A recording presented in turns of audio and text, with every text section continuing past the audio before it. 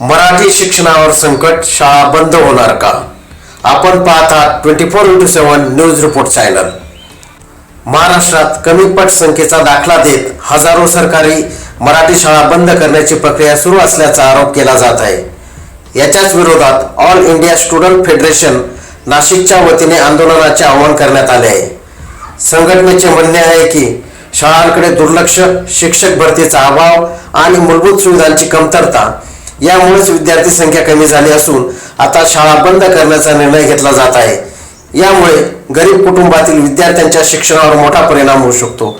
म्हणून 26 फेब्रुवारी 2026 रोजी दुपारी 12 वाजता जिल्हा अधिकारी कार्यालय मेहरे सिग्नल जवळ नाशिक येथे सरकारी मराठी शाळा वाचवण्यासाठी नागरिक, पालक, विद्यार्थी आणि शिक्षकांनी मोठ्या संख्येने उपस्थित राहावे असे आवाहन करण्यात आले आहे.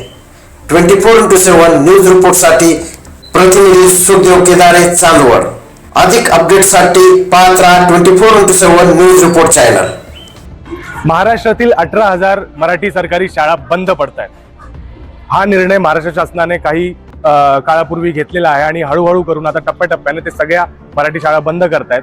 आणि या शाळांमध्ये कोण शिकतं तर गोर गरीब कष्टकऱ्यांचे मुलं शिकतात. आणि जर या शाळा बंद पडल्या तर हे मुलं शिक्षणापासून वंचित राहतील आणि यांच्या पुढच्या पिढ्या देखील दारिद्र्यात जातील.